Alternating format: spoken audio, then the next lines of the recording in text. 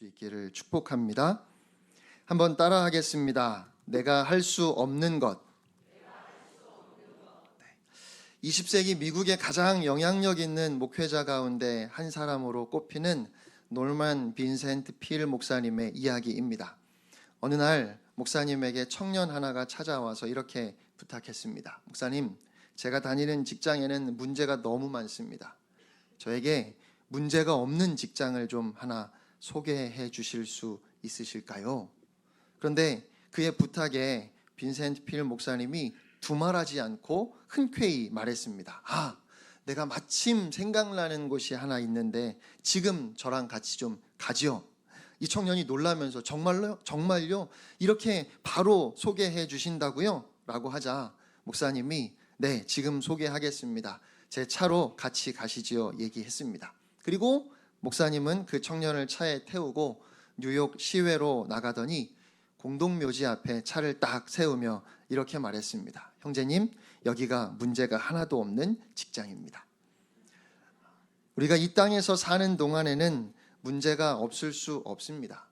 우리의 삶에 늘 문제가 있고 그렇게 문제와 더불어 살아갑니다. 그런데 그렇게 우리의 삶에 늘 문제가 있는데 진짜 문제는요, 우리가 그런 문제들을 해결할 수 없다는 것입니다. 이 말에 동의하지 않으시는 분들도 계실 거예요. 저는 문제를 해결했던 경험이 많은데요, 이렇게 말씀하실지 모르겠어요. 여러분의 힘으로 문제를 해결하기도 하고 주변 사람들의 도움을 받아 문제를 해결했던 경험도 있으실 겁니다. 경제적으로 어려운 상황에서 누군가의 도움으로 위기를 극복한 경험이 있는 분들도 있고, 정신적으로 많이 힘들 때 누군가의 따뜻한 위로의 말, 그 말에 용기를 얻었던 분들도 계실 겁니다. 그러나 엄밀히 말해서 우리는 문제를 해결하지 못합니다. 우리가 문제를 해결할 수 없는 이유가 있는데요. 우선 우리의 노력이나 누군가의 도움은 지극히 제한적이고 일시적일 뿐 근본적이거나 완전하지 않습니다. 예를 들어서 당장 이번 달 월세 낼 돈이 없는데 누군가의 도움으로 월세를 냈어요. 그것이 당장은 문제를 해결한 듯 보이지만 다음 달에는 어떻게 해야 할까요? 누가 여러 어려움을 당하면 우리가 찾아가서 위로도 하고 격려도 해보지만 또 그렇게 찾아와 주는 것이 아주 잠깐 힘이 되는 것 같기도 해요. 하지만 그리 오래 가지 못합니다. 어느 때는 누군가가 마주한 고난 앞에서 아무 말도 할 수 없어서 그냥 가만히 입을 다물 수밖에 없을 때도 많습니다. 죽음과 고난을 비롯한 모든 기본적이고 근본적인 문제에 대해서 우리 안에는 그 어떤 해답이나 해결책이 없어요. 더 근본적인 이유는 우리가 항상 문제를 해결하려고 애를 쓰지만 사실 우리는 무엇이 진짜 문제를 해결하는 길인지조차 알지 못합니다. 부모님이 자녀의 결혼을 반대할 때 자녀가 행복하기를 바라기 때문에 반대할 겁니다. 하지만 사실은 그렇게 반대하는 것이 진짜 옳은 일인지 우리는 알지 못해요. 어느 집에 아들이 신부감을 데려오면 엄마가 그렇게 반대를 하는 겁니다. 아버지는 별로 말이 없어요. 글쎄요, 워낙 집에서 존재감이 없어서 그런지 아무튼 아버지는 별로 말이 없어요. 옛날에는 아버지가 가정의 가장으로 가장 힘이 있었지만 그건 진짜 옛날 얘기죠. 요즘 가정에서 서열 1위는 자식, 2위는 엄마, 3위가 애완동물, 4위가 아버지라고 하더라고요. 그래서 이사할 때 아버지들이 그렇게 강아지를 꼭 끌어안고 있다고 합니다. 아무튼 신부감을 데려올 때마다 엄마가 퇴짜를 놓으니까 아들이 고민 끝에 모든 면에서 엄마를 쏙 빼닮은 여자를 신부감으로 데려왔어요. 그랬더니 드디어 엄마가 아주 흡족해하면서 오케이를 했습니다. 그런데 이번에는 그동안 가만히 계셨던 아버지가 반대를 하더랍니다. 자식의 행복을 위해서 결혼을 반대하는 부모의 마음이 사실은 얼마나 불안한지, 자녀를 사랑하기 때문에 반대하고 사랑하기 때문에 안 했으면 좋겠는데 그렇게 반대하면서도 이게 진짜 자녀의 행복을 위해 옳은 것인지, 혹시 내가 오히려 자녀를 불행하게 만드는 건 아닌지, 그 불안하고 두려운 부모의 마음을 누가 알겠습니까? 부모님들이 자녀 교육에 많은 고민을 하실 것 같아요. 아시는 것처럼 유원이가 올해 초등학교에 입학했는데요. 제 아내가 유원이에 대해서, 물론 유영이나 유하에 대해서도 이런저런 이야기를 하면서 어떻게 교육하면 좋겠느냐고 저에게 물어요. 그러면 제가 가장 많이 하는 대답이 글쎄입니다. 잘 모르겠어요. 가장 좋은 것을 주고 싶고 최선의 교육을 하고 싶은 것은 모든 부모의 공통된 마음일 겁니다. 그런데 과연 어떻게 해주는 것이 자녀에게 정말 최선인지 몰라서, 혹시 이것이 오히려 자녀에게 안 좋은 영향을 주는 것은 아닌지 고민이 되고, 그래서 미안함과 죄책감을 느낄 때가 너무 많습니다. 길에서 노숙자를 만나면 단돈 몇 푼이라도 돈을 주려고 했다가도 그것이 아까워서가 아니라 그렇게 돈을 주는 것이 그 사람에게 약이 되는지 독이 되는지 고민하게 되잖아요. 여러분, 우리는 많은 문제를 안고 살아가는데 우리의 힘으로는 어떤 문제도 해결하지 못합니다. 하나님께서 이스라엘 민족을 해방시키기 위해서 애굽에 재앙을 내리셨습니다. 그런데 첫 번째와 두 번째 재앙에 대한 말씀 중에서 제가 잘 이해가 안 되는 말씀이 있었어요. 첫 번째 재앙이 뭐지요? 나일 강물이 피가 되게 하셨습니다. 그런데 출애굽기 7장 22절 말씀을 보시면 이렇게 말씀합니다. 우리 같이 읽을까요? 시작. 애굽 요술사들도 자기들의 요술로 그와 같이 행함으로 바로의 마음이 완악하여 그들의 말을 듣지 아니하니 여호와의 말씀과 같더라. 아멘. 네. 하나님께서 나일강 물을 피가 되게 하셨는데 애굽의 요술사들도 똑같이 했대요. 잘 이해가 안 됩니다. 하나님이 하신 일을 요술사들이 똑같이 할 수 있으면 안 되는 거 아닌가요? 그런데 이게 두 번째 재앙에서도 또 반복됩니다. 두 번째 재앙은 뭐지요? 나일강에서 개구리들이 나오기 시작하더니 온 애굽을 개구리가 다 뒤덮었어요. 그런데 8장 7절 말씀을 보시면 함께 읽겠습니다. 시작. 요술사들도 자기 요술대로 그와 같이 행하여 개구리가 애굽 땅에 올라오게 하였더라. 한 번도 아니고 두 번이나 하나님이 하신 일을 요술사들도 똑같이 했습니다. 더욱이 지금 이건 하나님이 애굽 땅에 내리신 심판이었어요. 그러니까 하나님의 심판을 애굽의 요술사들도 똑같이 했습니다. 요술사들도 물이 피가 되게 했고 개구리들이 땅에 올라오게 했어요. 여러분, 이러면 안 되는 거잖아요. 이런 건 하나님만 하실 수 있어야 하는 것 아닙니까? 어떻게 요술사들도 똑같이 할 수 있었을까요? 대부분의 마술이 그런 것처럼 눈속임이었는지, 아니면 사탄도 이런 일은 할 수 있는 건지, 제가 더 이해가 안 되는 건 왜 하나님께서 그들이 그렇게 똑같이 하도록 내버려 두셨을까 하는 겁니다. 못하게 하셨어야지요. 어디 감히 지금 하나님이 내리시는 심판을 흉내내는지, 그 요술사들이 나서려고 할 때 그들에게 벼락이라도 내리셔서 못하게 하셨어야 하는 것 아닙니까? 하나님이 내리신 재앙을 요술사들도 똑같이 하면서 이 정도는 우리도 할 수 있다고 잘난 체를 합니다. 그리고 바로는 그렇게 요술사들이 똑같이 하는 것을 가지고는 내가 하나님을 인정하지 못하겠다고 무시해요. 이 때문에 바로의 마음이 더 강팍해졌습니다. 세 번째 재앙부터는 요술사들이 똑같이 할 수 없었어요.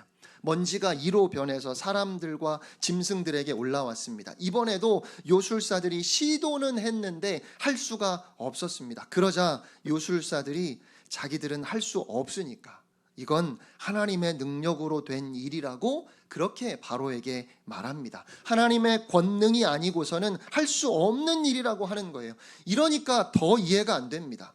처음부터 요술사들이 똑같이 할 수 없었으면 이것은 하나님의 능력이라고 인정했을 거잖아요. 도대체 왜 하나님은 그것을 용납하셨고 또 그러한 사실을 오늘 성경을 통해서 우리에게 알려주실까요? 그런데 여러분, 가만히 생각해 보면 이 요술사들이 한 일은 정말 미련하고 바보 같은 짓입니다. 하나님께서 나일강 물이 피가 되게 하셨어요. 물고기가 죽고 역겨운 냄새가 온 땅을 덮었습니다. 그런데 요술사들도 똑같이 물이 피가 되게 했습니다. 그게 무슨 유익이 있을까요? 하나님의 재앙으로 온통 피바다가 되었는데 자기들도 물을 피로 만들어요. 상황을 더 나쁘게 만드는 겁니다. 애굽 온 땅에 개구리들이 올라왔어요. 바로의 궁궐에도 그의 침대에도 개구리들이 팔딱팔딱 뛰어다니는데 음식을 먹으려고 그릇을 열었더니 거기서도 개구리가 튀어나옵니다. 한국 사람들 같으면 잡아서 먹기라도 했을 텐데 당시 애굽 사람들은 헤케트라고 하는 개구리 여신을 섬겼기 때문에 이 개구리를 함부로 죽이지도 못했어요. 여러분, 지금 예배 드리는 중에 여러분 다리 사이로 개구리가 돌아다닌다고 한번 생각해 보세요. 제가 남원에서 군 생활을 할 때 비가 오면 부대 주변 도로에 개구리들이 그렇게 튀어나와요. 제가 운전을 하면서 개구리들을 피해 다니느라고, 피한다고 피하지만 차를 향해서 뛰어드는 개구리를 어찌 피하겠습니까? 그래서 개구리를 밟으면 그 느낌이 너무 싫었어요. 비가 그치고 보면 도로에 죽은 개구리들이 참 많았습니다. 그런데 지금 애굽의 상황은 그런 것과 비교도 할 수 없을 만큼 심각한 거예요. 그런데 이번에도 요술사들이 똑같이 개구리가 올라오게 했습니다. 그러면서 이런 것쯤은 우리도 할 수 있다고 우쭐합니다. 자기들도 할 수 있는 것으로 하나님의 하나님 되심을 인정할 수 없다고 그렇게 하나님을 대적하고 있는 겁니다.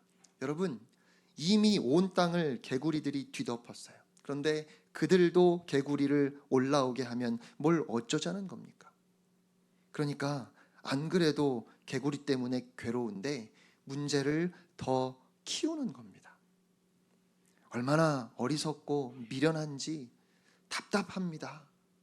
하나님을 대적하려는 목적 말고 도대체 어떤 유익이 있어서 그 상황에서 그런 일을 할 수 있는가 하는 겁니다. 개구리가 온 땅에 가득해서 지금 온 백성을 괴롭히고 있는데 애굽의 요술사들이 그건 나도 할 수 있다고, 그래서 하나님의 하나님 되심을 인정할 수 없다고 오히려 그들도 개구리를 불러내서 그 땅에 재앙을 더하게 했습니다. 저는 오늘 하나님을 대적하고 하나님을 부인하는 수많은 사람들, 무신론 철학으로 사람들을 호도하는 소위 지식이 있다 말하는 사람들, 기독교를 비판하고 이 세상에 절대적인 가치는 없다고 말하는 사람들, 그들의 주장을 가만히 들여다보면 애굽 요술사들이 했던 이 미련한 행동과 너무 똑같습니다. 물질주의적인 세계관 속에서 삶의 의미를 찾지 못하고 방황하는 사람들에게 오직 진리이신 예수 그리스도만 유일한 해답인데, 오직 진리가 우리를 자유하게 하는데 어줍잖은 지식과 논리로 결국 사람들을 허무주의에 빠지게 하는 그들의 모습은 애굽의 요술사들처럼 어리석기 그지없습니다. 여러분, 애굽의 요술사들이 해야 하는 건 똑같이 개구리가 올라오게 하는 것이 아니었습니다. 개구리가 사라지게 했어야죠. 그것이 문제를 해결하는 것이니까요. 하지만 그들은 개구리가 사라지게 할 수 없었습니다. 눈속임으로 개구리가 나오게 할 수는 있어도 하나님의 권능으로 온 땅을 뒤덮은 개구리를 사라지게 할 수는 없는 것이 그들의 능력의 한계임을 알았다면 무엇을 할 수 있는가 보다 무엇을 할 수 없는가를 생각했어야 하는데, 그들의 교만과 어리석음 때문에 하나님의 재앙으로 고통당하는 사람들에게 그 요술사들의 능력은 오히려 그 고통을 더 키우는 것이었습니다. 사랑하는 성도 여러분, 내가 무엇을 할 수 있는가 보다 더 중요한 것은 내가 무엇을 할 수 없는가 하는 겁니다. 하나님을 대적하는 인간의 능력이 얼핏 대단한 것처럼 보여도 결국 그건 문제를 해결하는 것이 아니라 문제를 더 크게 만듭니다. 아무리 뛰어난 지식도, 아무리 많은 재물도 아무리 큰 권력도 인간의 근본적인 문제를 해결할 수 없어요. 개구리 때문에 더 이상 견딜 수 없었던 바로가 모세와 아론을 불렀습니다. 이제야 바로가 알았습니다. 어설프게 하나님을 흉내내며 개구리가 올라오게 하는 건 문제의 해결이 되지 못한다는 사실을 안 겁니다. 하나님의 재앙에 맞서서 아무것도 할 수 없다는 것을 그가 알았어요. 그래서 모세와 아론을 불러서 요청합니다. 8장 8절 말씀입니다. 우리 같이 읽겠습니다. 시작.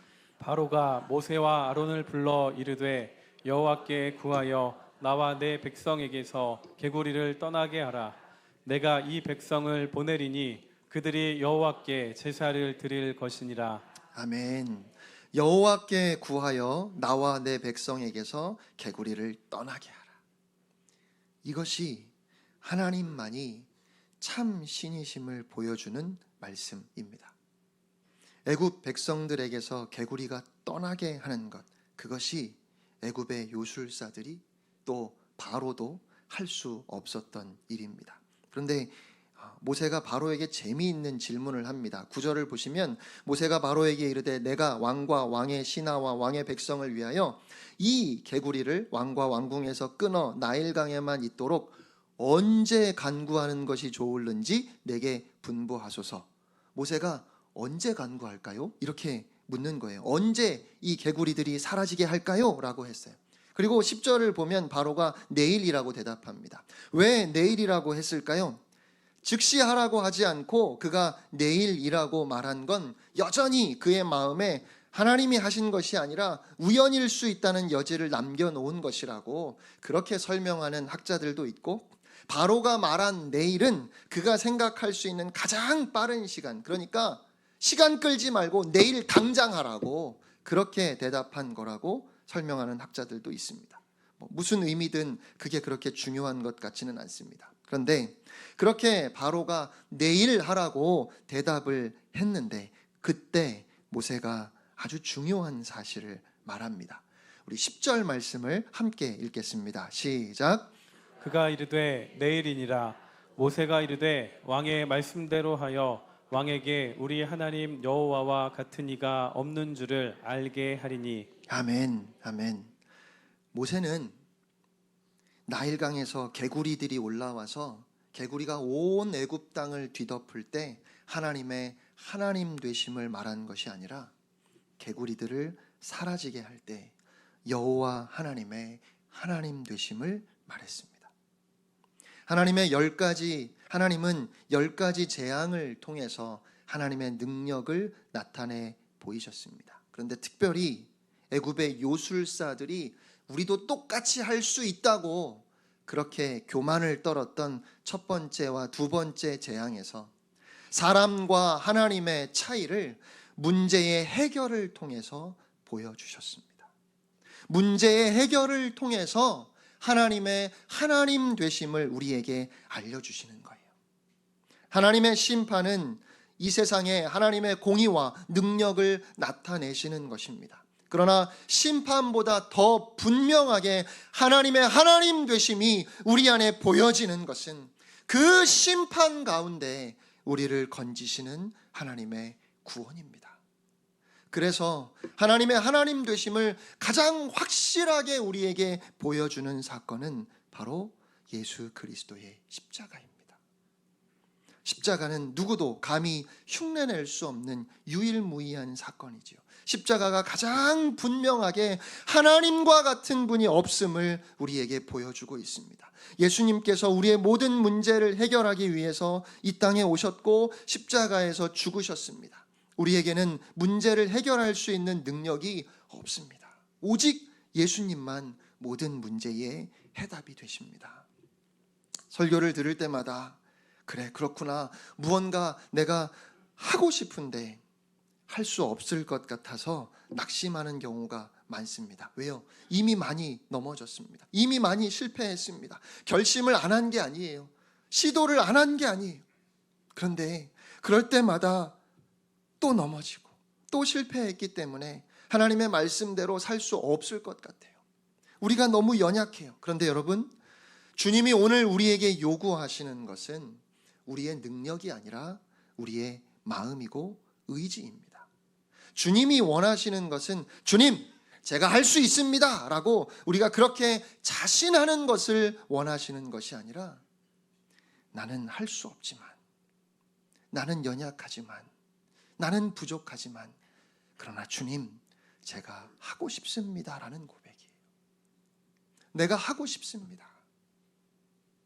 마태복음 5장을 보면 예수님께서 율법의 원래 정신을 알려주십니다. 옛사람에게 말한 바 살인하지 말라, 누구든지 살인하면 심판을 받게 되리라 하였다는 것을 너희가 들었으나 나는 너희에게 이르노니 형제에게 노하는 자마다 심판을 받게 되고 형제에 대하여 미련한 놈이라 하는 자는 지옥불에 들어가게 되리라. 또 간음하지 말라 하였다는 것을 너희가 들었으나 나는 너희에게 이르노니 음욕을 품고 여자를 보는 자마다 마음에 이미 간음하였느니라. 여러분, 하실 수 있으시겠어요? 여자를 보며 음욕을 품은 자마다 이미 간음한 것이고 형제를 미워하면 이미 살인한 것인데 하실 수 있으시겠어요? 율법을 해석해 주시면서 주님이 이런 말씀도 하셨어요. 만일 내 오른 눈이 너로 실족하게 하거든 빼어내버리라. 내 백체 중 하나가 없어지고 온몸이 지옥에 던져지지 않는 것이 유익하며, 또한 만일 내 오른손이 너로 실족하게 하거든 찍어내버리라. 내 백체 중 하나가 없어지고 온몸이 지옥에 던져지지 않는 것이 유익하니라. 여러분, 우리가 정말 이 말씀대로 한다면 오늘 이 자리에 사지가 멀쩡한 사람이 과연 있겠습니까? 여러분 중에 저는 두 눈 다 있을 것 같은데요, 뭐 이렇게 자신 있게 말씀하실 수 있는 분 계십니까? 정말 진실한 마음으로 하나님의 율법 앞에 서면, 하나님의 말씀에 나를 비추어 보면 우리가 할 수 있는 말은 하나밖에 없어요. 주님, 나는 죄인입니다. 주님, 저는 할 수 없습니다. 그런데 그렇게 율법의 본래 의미와 정신을 우리에게 가르쳐 주시는 주님의 의도가 저는 바로 그것이라고 생각합니다. 우리가 할 수 없음을 알려주시는 거예요. 당시의 바리새인들이나 서기관들이 생각했던 것처럼 그들의 의의를 가지고 결코 거룩하신 하나님 앞에 설 수 없음을 알려주시는 거죠. 그런데 우리가 오히려 우리의 무능함을 인정하고 우리의 연약함을 고백하며 가난한 마음으로 애통하는 심령으로 주님을 바라볼 때, 그때 주님이 우리에게 말씀하십니다. 그래, 너는 할 수 없지. 그래서 내가 너를 위하여 했다. 그래서 내가 너를 위하여 십자가에서 죽었다. 우리의 모든 문제를 주님이 해결하셨습니다. 나인이라는 마을의 어떤 과부가 사랑하는 외아들마저 잃었습니다. 남편을 잃었고 이제는 하나뿐인 아들까지 잃어서 정말 슬퍼하는 이 여인을 많은 사람들이 찾아와서 위로합니다. 뭐라고 해야 할까요? 뭐라고 할 수 있을까요? 사람들이 이 과부를 찾아와서 어떤 말을 제일 많이 했을까요? 슬퍼하며 울고 있는 여인에게 뭐라고 했을까요?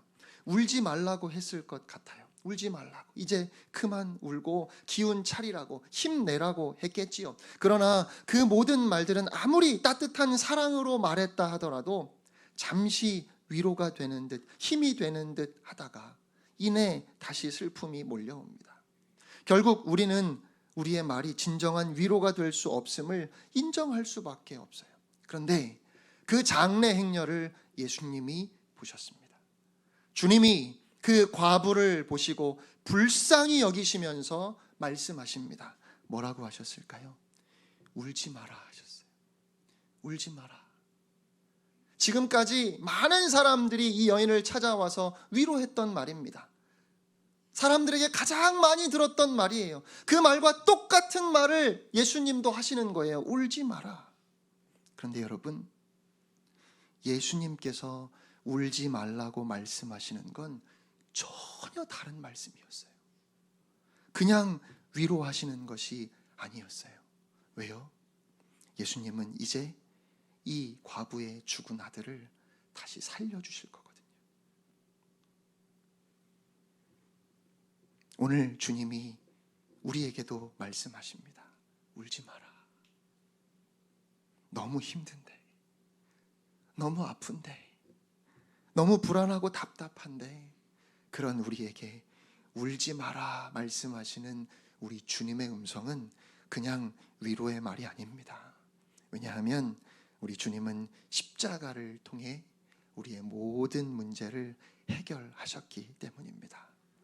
사랑하는 성도 여러분, 우리가 할 수 없기 때문에 주님이 하셨습니다. 우리는 스스로 의로울 수 없기 때문에 주님이 우리를 위해 십자가에 달려 죽으셨습니다. 그렇게 십자가의 보혈로 우리를 깨끗하게 하시고 우리를 구원하신 주님이 이제 우리에게 물으십니다. 내가 너를 위하여 다 이루었다. 그러니 이제 나와 함께 한번 해보지 않을래? 이제 우리가 이번 한 주간도 하나님의 말씀으로 살기를 원하는 것은 우리의 힘으로가 아니라 나를 사랑하셔서 나를 위해 자기 몸을 버리신 예수 그리스도의 능력으로 살기를 원하는 것입니다. 주님이 모든 문제의 유일한 해답이십니다. 세상을 이기신 주님, 모든 문제를 이미 해결하신 주님을 바라보며 이번 한 주간도 승리의 길을 걸어가는 여러분이 되시기를 주님의 이름으로 축원합니다. 우리 함께 찬양하겠습니다.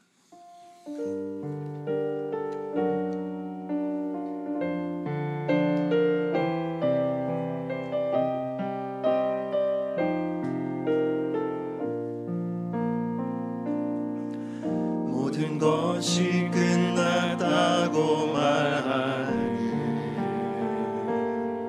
사람들의 말을 듣지 말아라. 하나님은 아직도 너에게서 시선을 떼지 않았다. 세상에서 답을 찾지 말아라. 사람들을 의지하지 말아라. 너의 모든 문제는 하나님만이 해결할 수가 있다.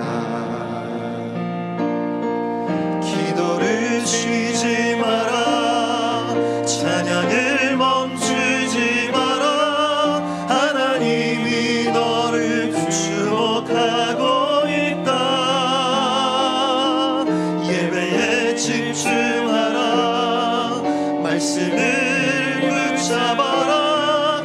하나님을 만나면 끝난 것이다. 우리 다시 한번 모든 것이 끝났다고 말하니 사람들의 말을 듣지 말아라. 하나님은 아직도 너에게서 시선을 떼지 않았다. 세상에서 답을 찾지 말아라.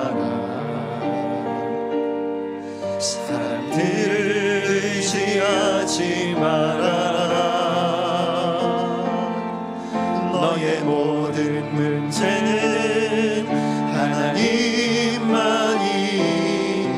해결할 수가 있다. 기도를 쉬지 마라. 찬양을 멈추지 마라. 하나님이 너를 주목하고 있다. 예배에 집중하라. 말씀을 붙잡아라. 하나님을 만나면 끝난 것이. 기도를 쉬지 마라. 기도를 쉬지 마라. 찬양을 멈추지 마라. 하나님이 너를 주목하고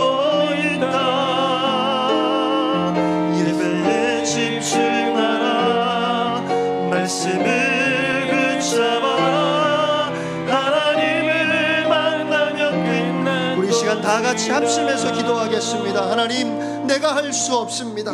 나는 할 수 없습니다. 그러나 주님께서 나를 위하여 모든 것을 다 이루셨습니다. 내가 이제 주님 바라보며 내 안에 계신 주님, 그 주님의 능력으로 살아가게 하여 주옵소서. 다 같이 한 음성으로 기도하며 나가겠습니다. 살아계신 하나님 아버지,